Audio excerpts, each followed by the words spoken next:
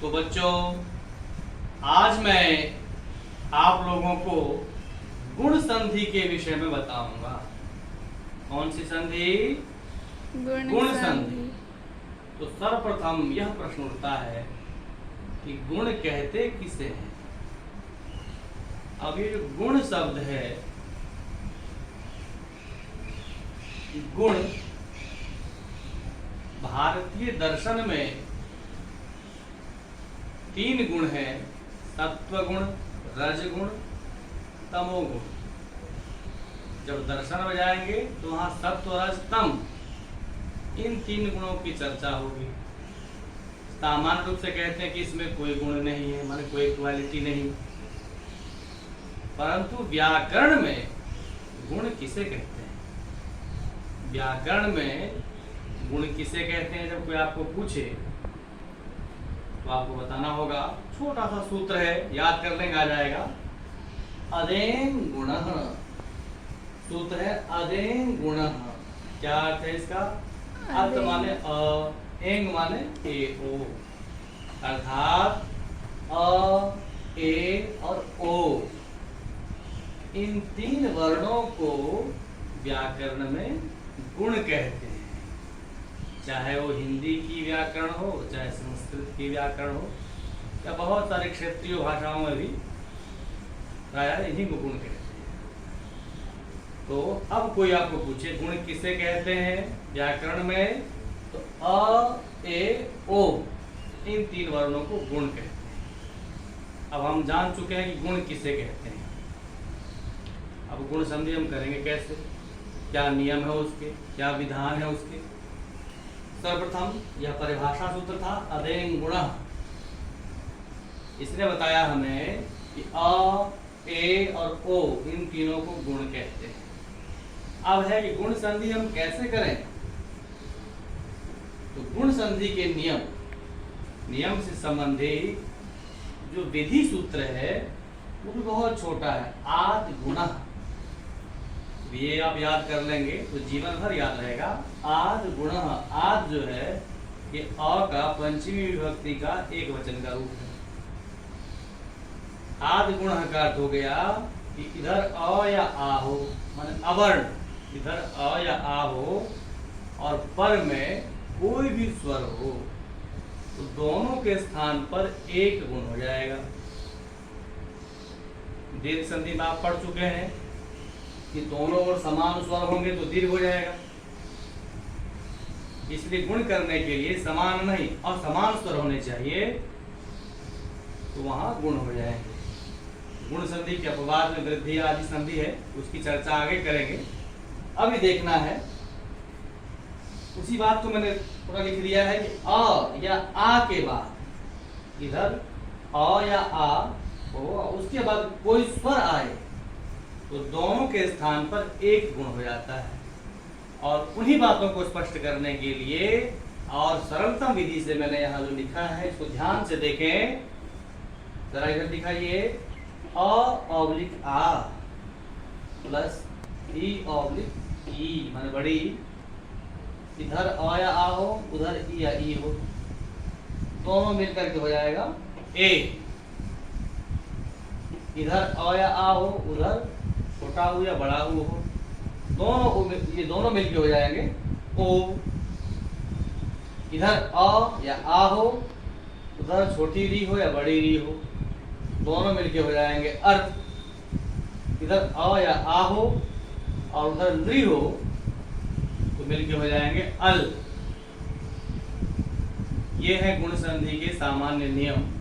अब मैं उदाहरण के माध्यम से आपको समझाता हूं, उदाहरण से स्पष्ट हो जाएगा, ध्यान से देखें।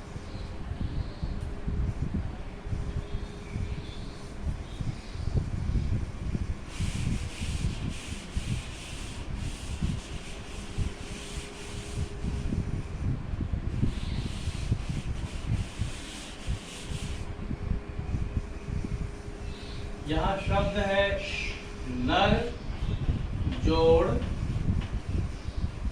इंद्र। नर जोड़ इंद्र, ये र में अ है, र में जो अ है मान लीजिए अ को हम निकाल लिए इधर और ये ई ले आए हम यहाँ, तो ये अ और ये वाली ई, ये दोनों मिलके हो जाएगा क्या? तो ये अ या आ इधर हो, छोटी या बड़ी हो, तो दोनों मिलके हो जाएगा ए। क्या हो जाएगा? ए। ए। तो दोनों मिलके हो गया ए। ए ही क्यों हुआ? इसीलिए हुआ, अ का उच्चारण स्थान है कंठ, ई का उच्चारण स्थान है तालु। तो कंठ तालु वाला कौन सा हमारे पास है? गुण कहते किसे हैं? तो था अ, ए और ओ, इन तीनों को गुण कहते हैं। इन तीनों में से हमें किसी एक को लेना है, तो उच्चारण स्थान की समानता ए से है, इसलिए ए हो गया। तो नर ए इंद्र, सरलतम तरीके से समझाने के लिए मैंने अलग अलग कर दिया है। और निकल गया है इसमें से तो हलंत हो गया और ई, तो ये दोनों मिलकर हो गए ए। अब क्या नियम है कि व्यंजन के बाद यदि कोई स्वर हो तो स्वर व्यंजन में मात्रा बन के मिल जाएगा। तो ये मिल जाएगा कैसे? ऐसे, नरेंद्र क्या बन गया? नरेंद्र। विसर्ग लगा दिए तो संस्कृत बन गया, विसर्ग को हटा देंगे तो नरेंद्र ऐसे बन जाएगा। ये हिंदी हो गई। अब संधि पढ़ने के बाद ही एक एक अक्षर का अर्थ स्पष्ट हो पाता है। देखिए आप, नर माने मनुष्य, इंद्र माने श्रेष्ठ। एक शब्द के अनेक अर्थ होते हैं, तो यहाँ अर्थ हो जाएगा कि मनुष्यों में श्रेष्ठ अर्थात राजा, राजा को बोलते हैं नरेंद्र। तो समझ गया गुण संधि के अनुसार, इधर अ था और इधर छोटी ई, दोनों मिलके हो गए ए, दोनों के स्थान पर एक हुआ। दो वर्ण मिलके मिले हैं यहाँ पर, दो वर्ण मिलके यहाँ एक बने हैं, तो बना नरेंद्र। और अगला उदाहरण देखिए,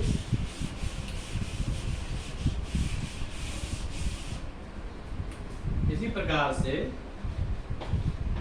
वीर जोड़ इंद्र,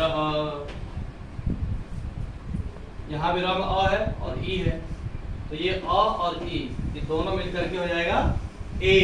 क्यों ये हो गया? अ का उच्चारण स्थान कंठ, ई का तालु। तो कंठ तालु वाला कौन सा इसमें है? ए दे तो कंठ तालु। यहाँ जो मैंने फार्मूला लिखाया है उसमें भी देखिए, अ ऑब्लिक आ प्लस ई ऑब्लिक ई बराबर ए। तो ये हो गया वीरेंद्र, वीरों में श्रेष्ठ वीरेंद्र। अब कुछ अन्य उदाहरणों की चर्चा करते हैं।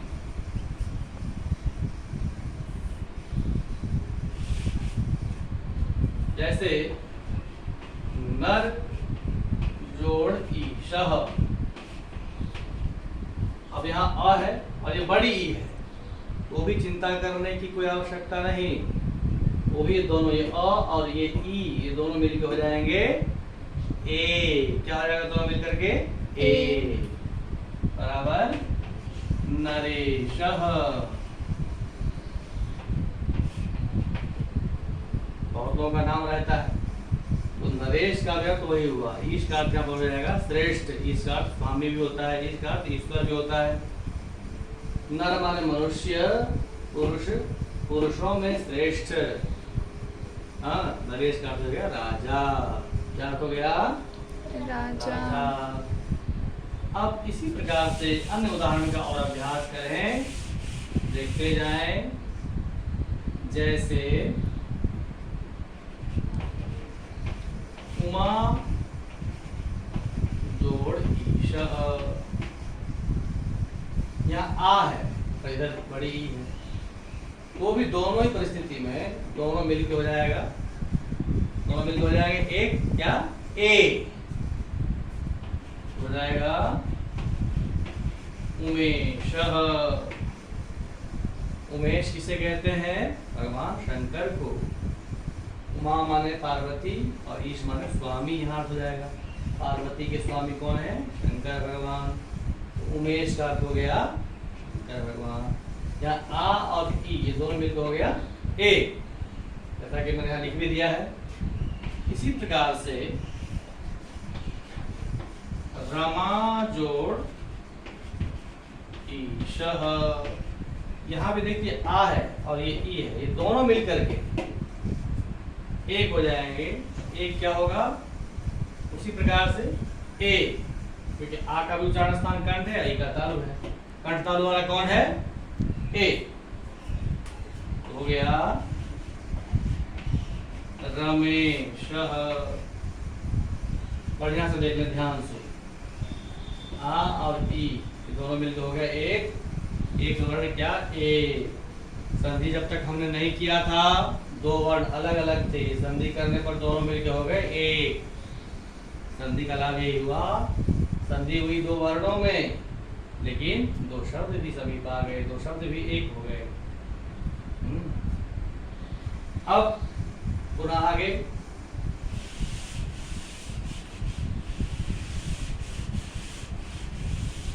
ऊ का उदाहरण देखिए।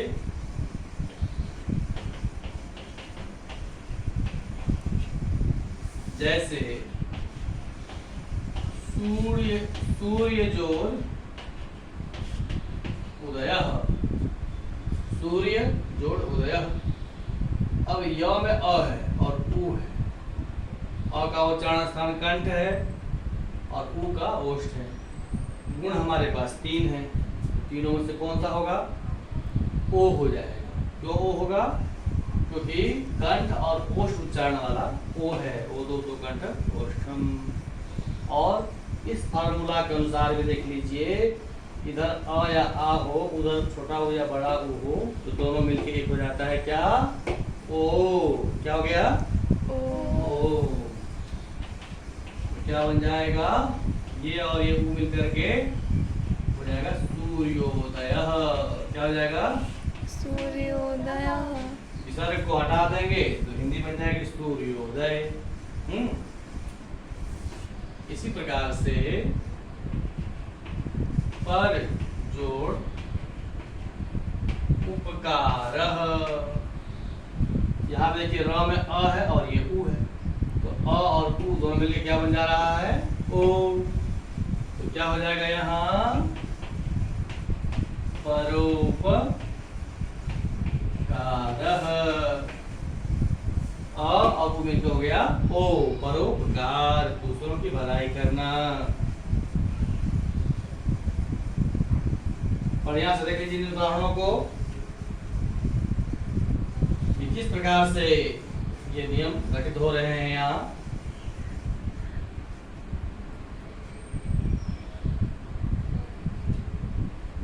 अब आगे बढ़ते हैं।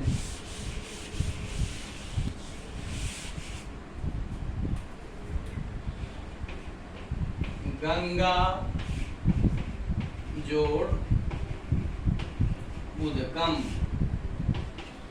यहाँ आ है, ये छोटा ऊ है, तो भी दोनों ही अवस्था में दोनों मिलके एक हो जाएंगे और एक क्या हो जाएगा? गुण। तो क्या होगा? आ का उच्चारण स्थान भी कंठ है, ऊ का ओष्ठ है।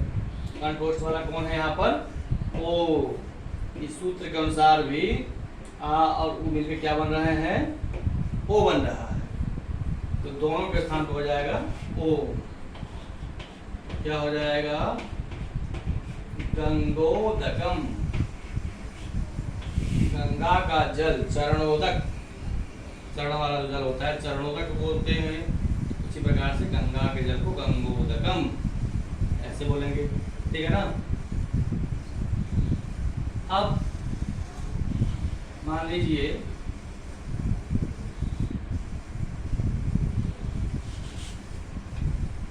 इधर है गंगा और इधर है ऊर्मी। इधर आ है, इधर बड़ा ऊ है, तो भी दोनों मिलके ओ ही होगा। दोनों मिलके क्या हो जाएगा? ओ। ये आ और ऊ सूत्र के अनुसार भी यहाँ है सूत्र, आ और ऊ मिलके ओ हो रहा है, तो हो गया गंगोर्मिहि। उर्मिहि का अर्थ है धारा, प्रवाह। गंगा में देखिएगा ऐसे लहरें उठती रहती है, उसे बोलते हैं गंगोर्मिहि। आजकल तो वर्षा का समय है, बहुत उर्मियां, बहुत लहरें उठ रही हैं, तरंगे। गंगोर्मिहि तो ह्रस्व हो या दीर्घ हो उससे कोई अंतर नहीं पड़ता, दोनों ही अवस्था में एक ही होना है। कहीं पर आ उधर ई रहेगा तो ए हो जाएगा, अ या आ इधर उ हो या बड़ा उ हो तो ओ हो जाएगा। समझ में आपको आ ही गया होगा। अब हम आगे बढ़ते हैं, ध्यान से सुने।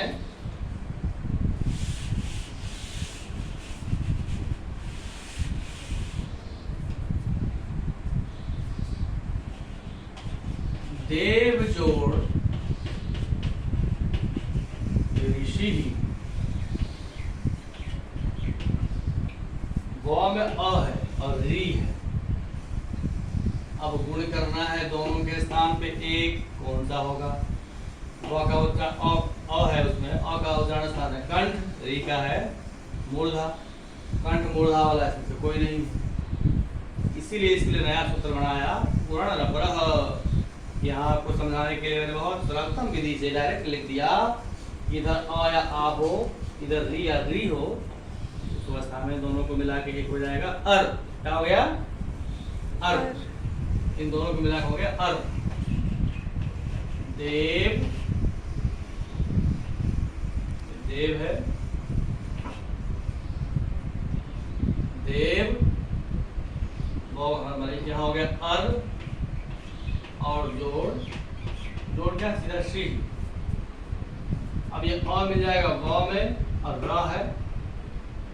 चल तुम विकार न्याय गमनम, ये जो र है, जैसे जल तुम भी होता है, तुम भी, क्योंकि लौकी का जो कमंडल बनाते हैं जल में फेंक दीजिए, ऊपर ऊपर रहेगा, वो हल्का हो जाता है। तो ये वाला जो र है, आधा र ऊपर चला जाएगा, क्या बन जाएगा? देवर्षि, देवताओं में ऋषि या देवताओं के ऋषि कौन है? देवर्षि नारद। नारद को क्या बोलते हैं? देवर्षि। क्या बोलते हैं? देवर्षि। देवर्षि। अब उसी प्रकार से देखिए, महा जोड़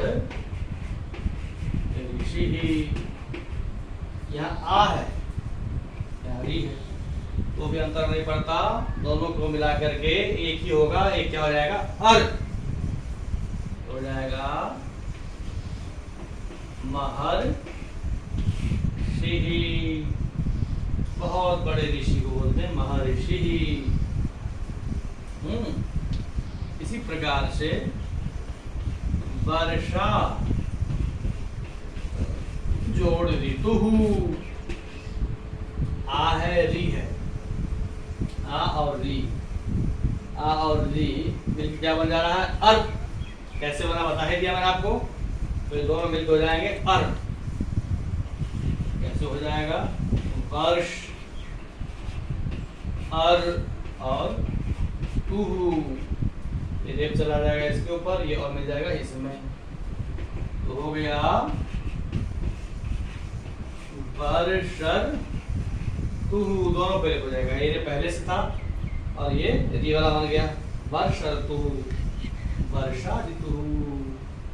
अब अधिकार का उदाहरण ध्यान से देखें, बता रहा हूं।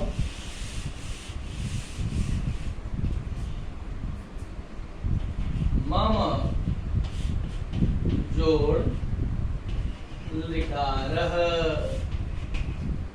म में अ ली, देखिए अ या आ लिकार क्या बन जा रहा है? अल, पूर्ण रपरः से, तो ये अ अल ली दोनों को मिलाएंगे तो अल बन जाएगा।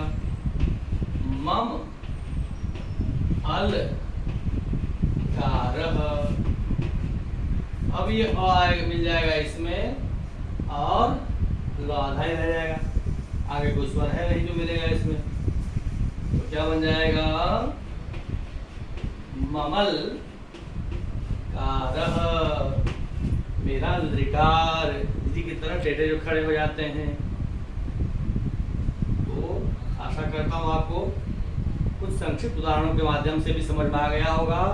अपने घर बैठे ही अधिक से अधिक उदाहरणों का अभ्यास करें। गुण संधि, गुण किसे कहते हैं, गुण संधि के नियम और स्पष्ट रूप से जो यहाँ बताया गया, इनका चिंतन करें पुनः, और कुछ विशेष अगली कक्षा में बताएंगे। इसी के साथ आज की कक्षा को समाप्त करते हैं। धन्यवाद। ओ